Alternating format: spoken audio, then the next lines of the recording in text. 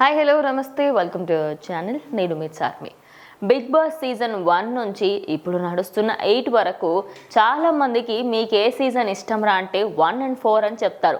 ఎందుకంటే first season NTR comedy టైమింగ్తోని చాలా అంటే చాలా హిట్ అయింది అనుకోవచ్చు. ఇక బిగ్ బాస్ సీజన్ 4 అయితే అందరి ఫేవరెట్ అనుకోవచ్చు. ఎందుకంటే అందులో ఉన్న ఎవరెవరైతే కంటెస్టెంట్స్ వచ్చారో వాళ్ళకి ఒక్కొక్కరికి ఒక్కొక్క లెవెల్లో స్టార్డమ్ ఉంది. హారికానే అనుకోవచ్చు, విన్నర్ అభిజితే అనుకోవచ్చు, అఖిల్ అనుకోవచ్చు, అదేవిధంగా సోహెల్ కానీ, గంగవ్వ కానీ, ఇలా ప్రతి ఒక్క క్యారెక్టర్కి ఒక్కొక్క వాళ్ళకంటూ ఒక ఎంటర్టైన్మెంట్ అనేది ఉండేది. ఇక ఆ సీజన్ అయితే అందరి ఫేవరెట్ అని చెప్పొచ్చు. సో ఆ సీజన్కి సంబంధించి గంగవ్వ ఎంత ఫేమస్ అయింది ఏంటనేది మన అందరికీ తెలుసు.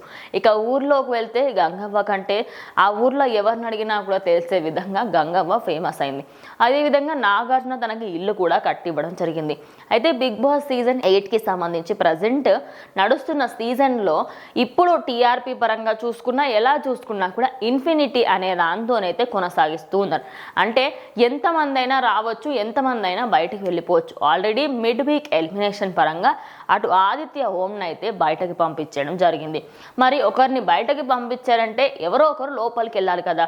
మరి అది ఎవరు ఏంటి అని అందరూ అనుకుంటున్న క్రమంలో ప్రజెంట్ బిగ్ బాస్ సీజన్ పాత సీజన్స్లలో ఎవరెవరైతే the most versatile candidates contestants ఉన్నారో వాళ్ళు ప్రజెంట్ మళ్ళీ బిగ్ బాస్కి రాబోతున్నారు.